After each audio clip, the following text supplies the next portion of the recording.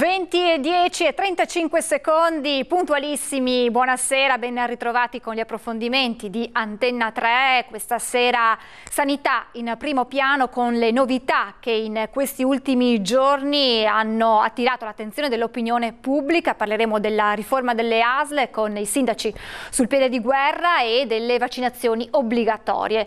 Presento subito i nostri ospiti, grazie per aver accettato il nostro invito a Nicolò Rocco, consigliere comunale a Treviso del Partito Democratico, grazie per essere qui con noi. Grazie a voi. Grazie anche per la sua presenza ad Alberto Villanova, consigliere regionale della Lega Nord, nonché anche uno dei componenti proprio della quinta commissione che si occupa proprio di sanità. Allora partiamo dalla riforma delle ASL, i sindaci della Marca primi a puntare il dito contro questa riforma che dicono penalizzi molti servizi sul territorio, servizi importanti che vanno ad aiutare le fasce deboli. Allora partiamo subito con un servizio riepilogativa per capire quali sono i punti sui quali si discute. Difendere la rete dei servizi sociosanitari del territorio dai tagli imposti dall'alto. Il sindaco di Treviso Giovanni Manildo punta il dito contro la regione, esprimendo, a nome dei colleghi primi cittadini, preoccupazione per il ridimensionamento delle cosiddette unità operative complesse nell'ULSS 2 Marca Trevigiana da 71 a 33 e mettendo, dice, a rischio aree molto delicate come i dipartimenti di prevenzione e quelli di salute mentale. I sindaci mi hanno sollecitato a intervenire come vicepresidente della conferenza dei sindaci dell'ULSS. È fondamentale mantenere questa eccellenza del nostro modello che è la WS, il sociosanitario, e c'è una preoccupazione di tutti i sindaci perché ci sono dei pesanti tagli che vanno proprio a intaccare il sociale. È una preoccupazione amministrativa, una preoccupazione per la salute dei cittadini. Auspico che ci sia la possibilità di dialogare con la regione per far sì che quella che è un'eccellenza, quel socio accanto al sanitario, rimanga tale, perché ne va veramente della qualità della vita dei cittadini. Ad aggravare questo quadro la mancanza di equità tra ULSS e ULSS, rincara Manildo, che parla di veneti di serie A e veneti di serie B, perché altrove, vedi San Donà, i tagli non sarebbero così drastici. La Marca ne uscirebbe quindi eccessivamente penalizzata, da qui la convocazione lunedì a Treviso dei sindaci del comprensorio. Allarmismo che non ha senso di esistere, ribatte il direttore generale dell'azienda sanitaria trevigiana Francesco Benazzi, secondo cui la riorganizzazione delle ULSS aiuterà la sanità veneta a migliorare, ad aumentare la qualità dei servizi e garantirà finalmente l'omogeneità, nel caso della Marca, a un territorio finora gestito con modalità differenti. Resta da vedere se queste rassicurazioni basteranno ai sindaci, per i quali l'ormai consolidata integrazione tra servizi sociali e sanitari sarebbe invece a rischio. Ecco, queste rassicurazioni non bastano, visto appunto lunedì l'incontro che proprio lei, Nicolò Rocco, ha presieduto con i sindaci della Marca, preoccupazioni che si fanno insomma sentire. Avete chiesto appunto un incontro proprio in regione. Allora, qui c'è un percorso. Io ci tengo subito a chiarire che noi non siamo contrari all'impianto complessivo della riforma, che è stato quel passaggio dal progetto di legge 23 alla legge regionale 19.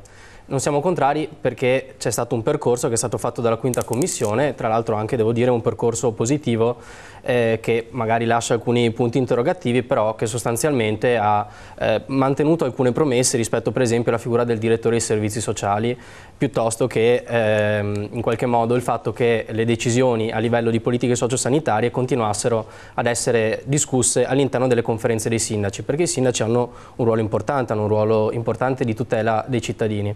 Quello che noi stiamo contestando è che le linee guida che sono state licenziate dalla Giunta e che andranno discusse in quinta commissione, per cui la nostra non è una posizione così pregiudizialmente contraria, ma semplicemente una richiesta di dialogo e di chiarimento, che queste linee guida che vanno a definire come vengono riorganizzate le ULSS, e per esempio nel caso della ULSS trevigiana, l'ULSS 2 Marca Trevigiana, noi abbiamo 3 ULSS molto diverse, quindi siamo di fronte a un ULSS molto grande, rispetto invece ad altri territori, per esempio il Vicentino che ha avuto 2 ULSS, Bassanese, e poi invece l'altra area legata più alla città di Vicenza, Venezia con San Donà che ha un bacino più o meno di 200.000 abitanti, e poi invece la Venezia, diciamo, è la parte bassa della provincia. Nella nostra ULSS invece siamo di fronte ad un'unificazione. Questo cosa significa? Beh, innanzitutto che chiediamo che non vengano approvate queste linee guida che vanno a toccare quella che è l'organizzazione territoriale. Cioè noi abbiamo due fasi, un'organizzazione ospedaliera che tutto sommato non viene più di tanto modificata e invece una organizzazione territoriale, quindi cure primarie, cure palliative, infanzia, adolescenza, famiglia, che sono poi servizi anche molto importanti che vengono erogati a livello di territorio, avranno una dimensione di erogazione attraverso le unità operative complesse che sarà per un bacino di 900.000 abitanti. Un'altra cosa che ci preoccupa molto è che per esempio non venga salvaguardata la dimensione del distretto. Il distretto sociosanitario è molto importante perché diciamo è quella dimensione che permette anche ai sindaci di confrontarsi sui bisogni in queste aree che sono aree ad integrazione sociosanitaria. Il fatto di avere per esempio, faccio l'esempio delle 3 unità operative complesse di salute mentale che non corrispondono al numero di distretti è una preoccupazione perché un domani, soprattutto sul tema della salute mentale, che sappiamo essere un'area che richiede molta attenzione perché è un'area che va anche a intaccare dei problemi che sono crescenti, che ci rendiamo conto che siano crescenti, non avranno una corrispondenza per quanto riguarda la possibilità di interlocuzione tra i sindaci, che poi sono le prime autorità sanitarie, e l'azienda. Arrivo sull'ultimo punto sul quale siamo un po' sorpresi in maniera negativa, che la riforma aveva salvaguardato la figura del direttore dei servizi sociali, che è quell'integrazione sociosanitaria che è il nostro patrimonio, la nostra tradizione e che ci stanno copiando in altre regioni. Nel momento in cui al direttore dei servizi sociali viene tolta, cosa che non è prevista dalla legge 19 e che non è prevista dal piano sociosanitario vigente, viene tolta la funzione territoriale, questo significa sostanzialmente che viene meno quella possibilità di interlocuzione su questi servizi che appunto sono le cure primarie, medici di base, faccio un esempio, le dimissioni ospedaliere e poi tutto quel comparto che ho citato prima, infanzia, adolescenza, famiglia, non autosufficienza, disabilità, che voglio dire sono servizi veramente molto importanti e molto delicati. Nicola Rocco, per voce degli altri sindaci, chiede un incontro, un faccia a faccia con la Regione, un primo faccia a faccia possiamo averlo qui, visto che appunto il consigliere Villanova fa parte proprio della 5ª commissione. Allora, come rassicurare i sindaci su questi servizi che sono servizi in effetti che vanno a toccare fasce molto delicate della popolazione? Beh, inizio dicendo che per noi il sistema sociosanitario veneto è un baluardo, è il nostro fiore all'occhiello e saremmo veramente folli ad andare a peggiorare la situazione che c'è. Quindi voglio rassicurare assolutamente il sindaco Manildo e tutti i sindaci del territorio che hanno partecipato a questo incontro, perché il nostro obiettivo è quello di migliorare la sanità e di migliorare la situazione del sociosanitario sul nostro territorio regionale. Per quanto riguarda la 5ª commissione, noi abbiamo questi atti aziendali che sono stati licenziati in giunta e sono stati mandati in commissione, adesso iniziano le audizioni. Inizieranno, tra l'altro l'assessore Emanuele Lanzarini al sociale incontrerà proprio i sindaci, i rappresentanti dei comitati dei sindaci e delle conferenze dei sindaci il 31, quindi settimana prossima. Siamo aperti a tutti i confronti, a tutte quelli che possono essere le istanze per migliorare quelli che sono questi atti aziendali, partendo da un presupposto. La riforma della sanità è una riforma epocale, è una riforma logicamente che adesso ha il momento più duro perché come ci potevamo aspettare passare da 21 ULS a 9 è difficile, soprattutto i primi mesi sicuramente stanno portando un sovraccarico anche delle strutture per adeguarsi a quella che è la situazione, ma a regime questa sarà una sanità che ci porterà veramente verso il futuro, perché noi soprattutto dal punto di vista sociosanitario non potevamo pensare che ad esempio nelle 3 ULS della Marca Trevigiana ci fossero differenze tra un comune e l'altro all'interno della stessa provincia, e questo succedeva su quelle che erano gli assegni, su quello che erano le quote individuali, le quote per l'assistenza. Quindi stiamo parlando di magari 2 comuni limitrofi che però si trovano divisi da questo confine immaginario tra le varie ULS. L'idea qual era? Quella di uniformare sia dal punto di vista sanitario che dal punto di vista sociosanitario. Come dicevo prima, il periodo adesso è quello più difficile, ma siamo convinti assolutamente che arriveremo a un buon risultato. Per quanto riguarda gli atti aziendali, ascolteremo tutti quelli che verranno a parlarci, come abbiamo fatto. Ricordiamo che per la riforma sanitaria 1 anno e mezzo di lavoro, molto in commissione, abbiamo avuto decine e decine di audizioni, abbiamo ascoltato tutti e alla fine abbiamo apportato anche delle modifiche. Noi siamo lì per lavorare per il bene del nostro territorio, quindi sicuramente non vogliamo arroccarci e siamo lì anche per ricevere tutte quelle ipotesi di miglioramento. Quindi questa è una promessa, i sindaci saranno attesi, saranno ricevuti, ma li ascoltiamo volentieri come abbiamo sempre fatto, e riceveremo tutti quelli che sono i loro suggerimenti. Logicamente noi dobbiamo fare in modo che non si tratti di un tirare la giacchetta per avere qualcosa in più nel singolo comune, ma noi dobbiamo puntare al benessere di tutto quanto il territorio regionale e delle varie ULSS, quindi dobbiamo fare in modo che le ULSS lavorino bene, superando anche quelle che possono essere le differenze politiche, perché tante volte vediamo anche all'interno delle conferenze dei sindaci ci possono essere dei contrasti politici che vanno a bloccare anche quello che è il normale svolgimento dei lavori o quello che può essere l'evoluzione del sociosanitario. Noi con questa riforma cosa abbiamo detto? Andiamo a uniformare, rendere uniforme il territorio delle varie ULSS in modo che queste differenze non ci siano più. Qualche sindaco teme che sia richiesto proprio ai comuni di mettere risorse in più per far fronte poi a questi tagli, chiamiamoli così. C'è questo timore anche? Sì, perché noi abbiamo, diciamo, storie, proprio per esempio nelle 3 conferenze dei sindaci che venivano citate prima. Noi abbiamo nella attuale ULSS Marca Trevigiana 3 ex conferenze dei sindaci, e ULSS di conseguenza, abbiamo l'ULSS 7, l'ULSS 8, l'ULSS 9.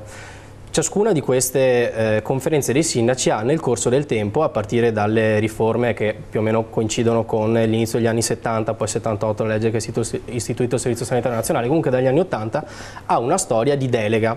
Cosa significa? Che esistono alcune funzioni che da un punto di vista costituzionale e di ordinamento dovrebbero essere dei comuni, cioè diciamo lo Stato dice guardate che queste funzioni, per esempio la disabilità, sono dei comuni, oppure gli anziani o l'infanzia, famiglia e adolescenza sono dei comuni, però noi secondo me in Veneto abbiamo avuto un'intuizione straordinaria, ed è l'intuizione, penso che ci invidiano in tutto il mondo, cioè abbiamo pensato ma perché i comuni al posto di risolvere queste emergenze da soli non si mettono assieme e soprattutto non superano quel confine tra un problema sociale e un problema sociosanitario, cioè esistono un disagio sociale che poi se non affrontato, se non prevenuto, diventa anche sanitario. Certo. E questa è stata una grandissima intuizione, e in base alle anche specificità del territorio.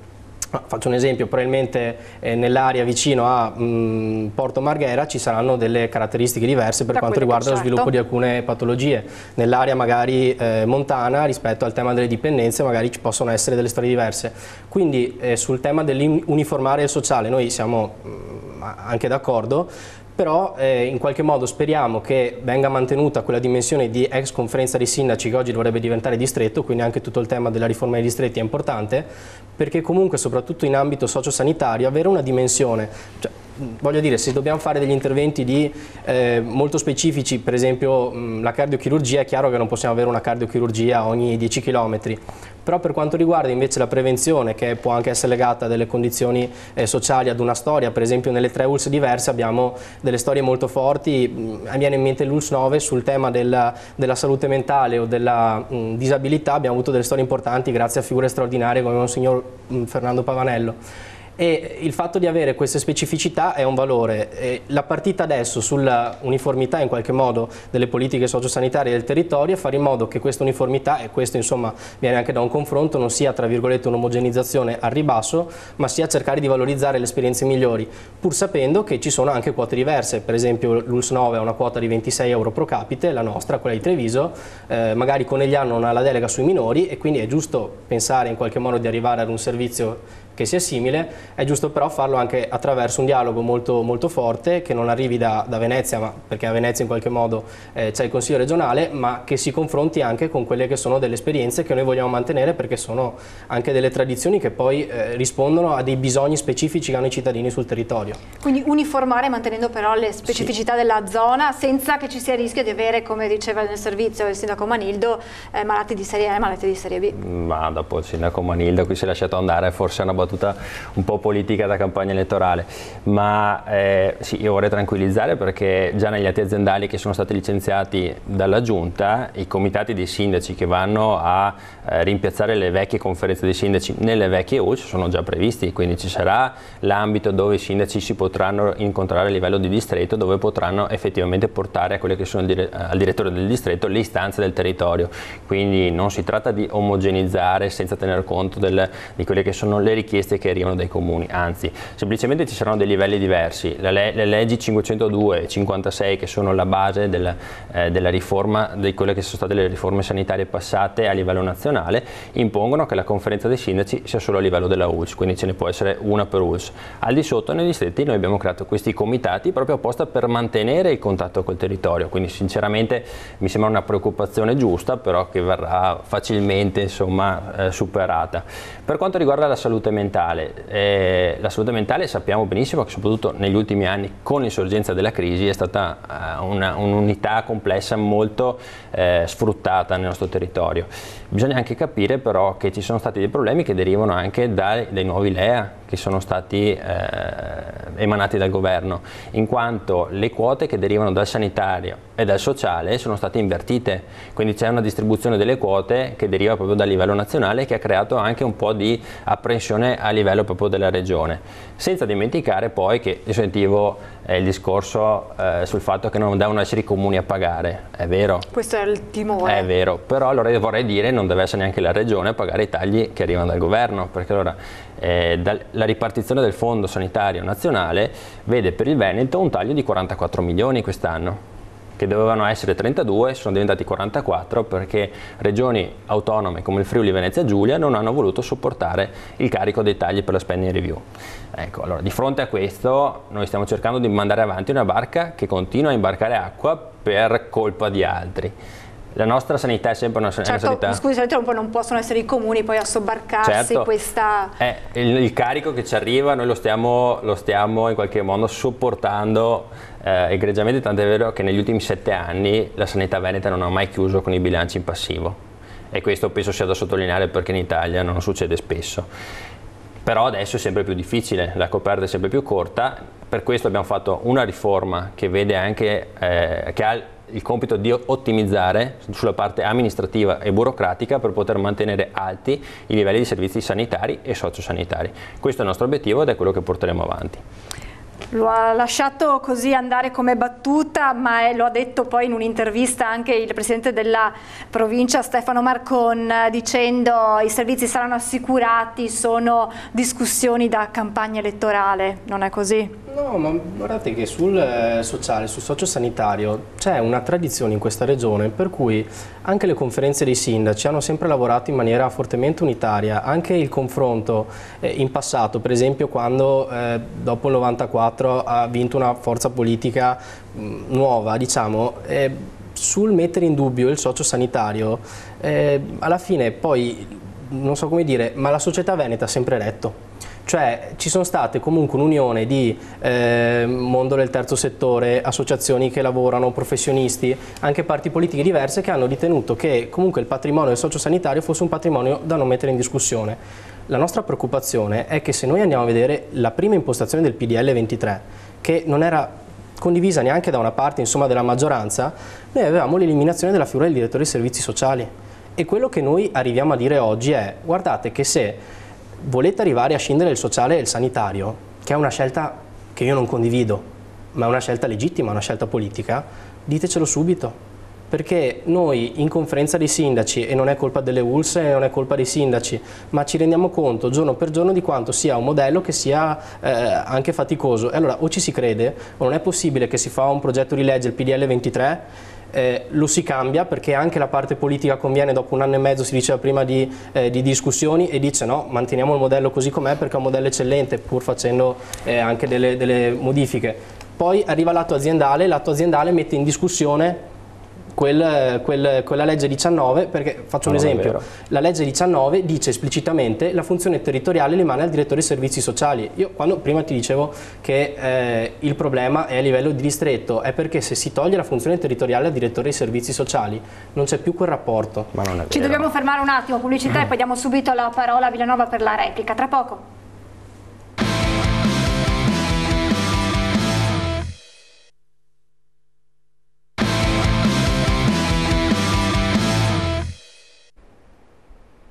Di nuovo in diretta con 20:10, stiamo parlando di riforma delle ASL, la replica di Alberto Villanova, quelle che erano le parole appunto del consigliere Rocco sulla figura del direttore dei servizi sociali? Beh, allora il direttore del sociosanitario è previsto negli atti aziendali, era previsto nella legge. E io potrei ribattere dicendo che avere magari due direttori, uno che si occupa della funzione territoriale e uno del sociosanitario, innanzitutto non vuol dire che non si parlino, cioè questo purtroppo è una fissazione che è nata in questi giorni, ma magari può essere che si possano occupare anche in maniera preponderante del loro compito e dare anche risultati migliori. Detto questo, questa riforma è stata finita a ottobre del 2016. Per la battuta di prima, siamo in campagna elettorale probabilmente, dico da ottobre 2016 ad oggi l'impianto della norma era già chiaro a tutti quanti, anche perché dicevo abbiamo fatto centinaia di ore di audizione e abbiamo fatto centinaia di ore di consiglio regionale.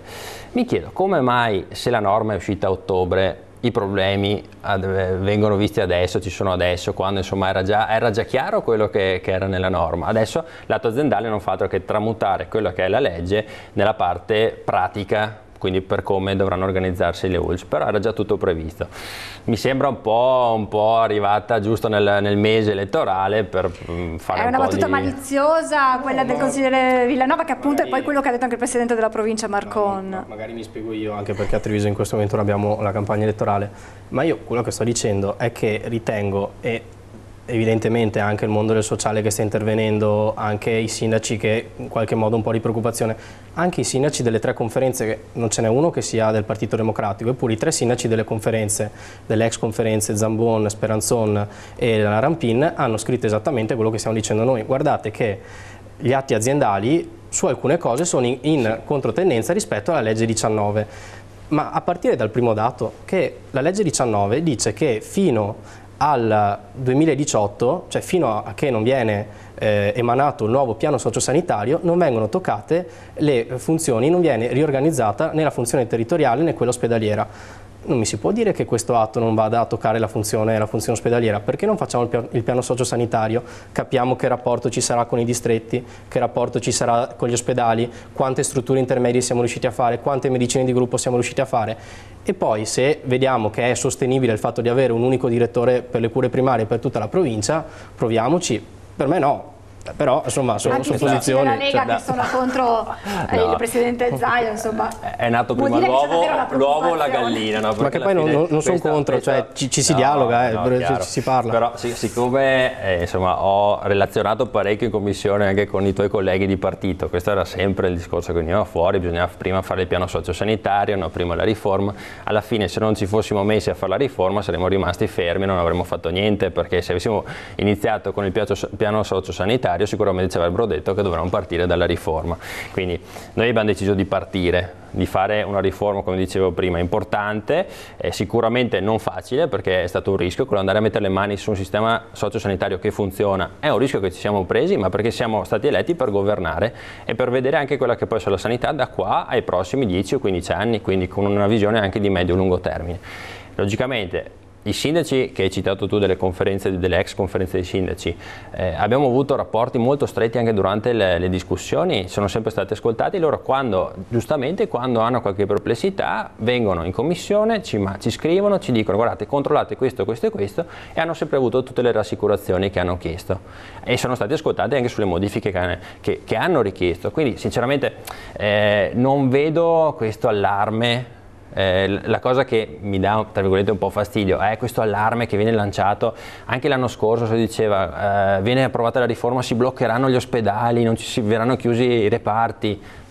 Insomma, la riforma è partita il 31, l'incontro con l'assessore Lanzarin, poi strada facendo ci saranno degli ulteriori incontri per modificare, magari oliare un po' meglio il sistema. Ma c'è, come vedete anche dal nostro titolo, un'altra questione che sta facendo discutere, perché va a toccare le famiglie, va a toccare i bambini, quindi va a toccare quelle che sono le sensibilità anche delle persone, dei cittadini, ed è quello delle vaccinazioni obbligatorie.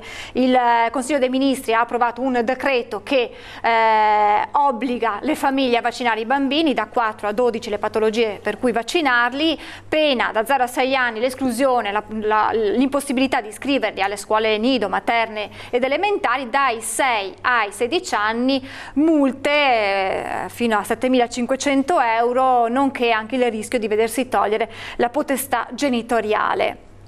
E anche qui c'è un confronto, visto che di scontro non si parla, ma di un confronto acceso tra il Comune di Treviso, diciamo che fu a gennaio, anticipò i tempi perché proprio fece una delibera in tal senso, e la Regione Veneto, una delle regioni che ha tolto l'obbligatorietà delle vaccinazioni, che dice sì, sensibilizziamo, sì, facciamo un'informazione corretta, ma l'obbligatorietà non porta poi a dei risultati.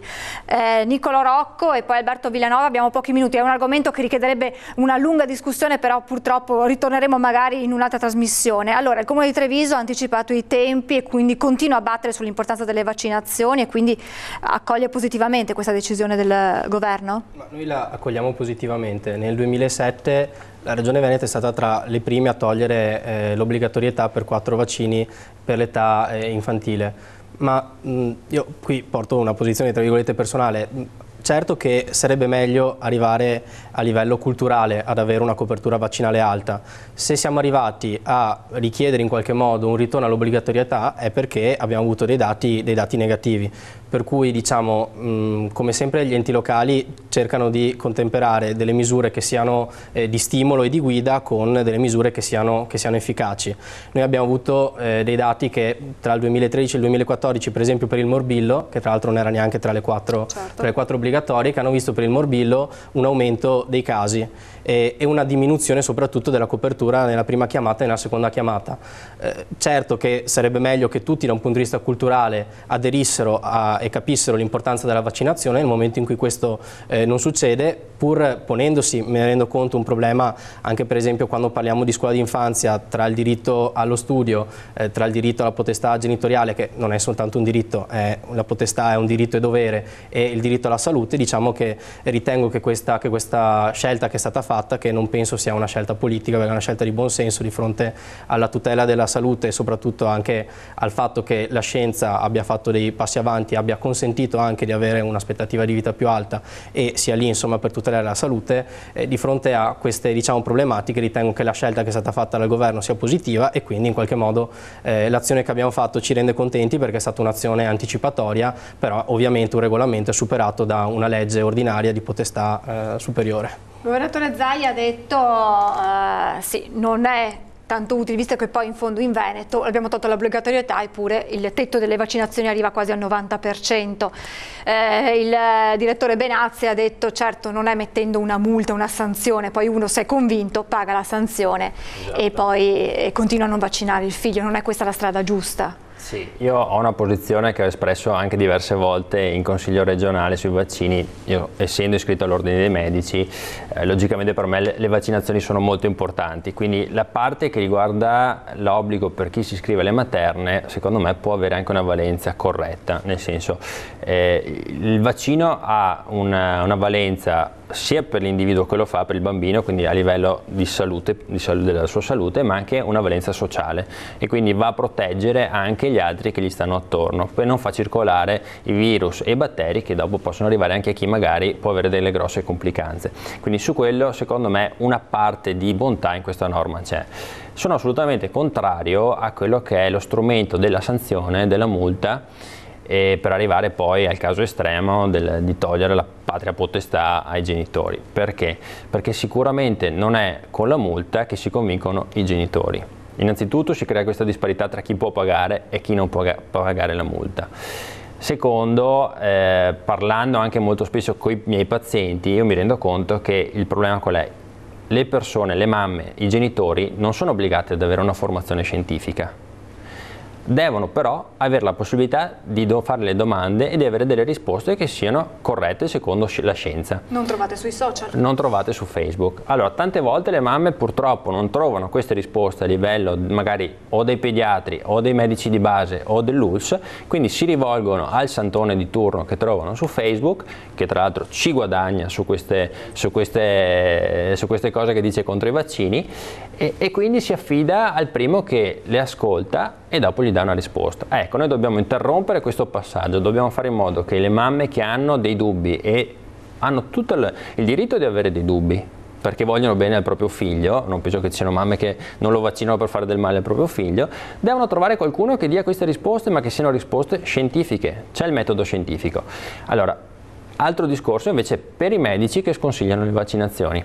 Io sono d'accordissimo, da iscritto all'ordine dei medici, con quello che stanno facendo finalmente, cioè che vadano a colpire quei medici che portano avanti delle tesi antiscientifiche.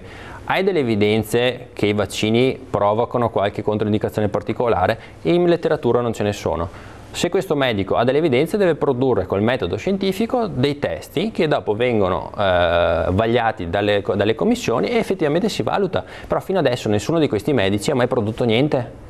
Allora, possono magari raccontarlo alla mamma o al papà che non ha quella formazione scientifica, ma dei colleghi che sono abituati a lavorare in un certo modo e a studiare in un certo modo, non puoi di certo dire che dalle osservazioni cliniche ti viene in mente questo, perché è sbagliato. Allora, assolutamente d'accordo, colpire i santoni e colpire i medici che fanno gli antivaccinisti, che ricordiamo, se avessero portato avanti quelle teorie all'università non sarebbero mai diventati medici. Beh, abbiamo detto è un argomento di cui si dovrebbe discutere a lungo, purtroppo il nostro tempo è finito, però torneremo sull'argomento sanità, alla luce anche degli sviluppi che ci saranno in Regione. Ringrazio Nicola Rocco, ringrazio Alberto Villanova per essere stati qui con noi, ringrazio voi telespettatori per l'attenzione, buona serata a tutti su Antena 3.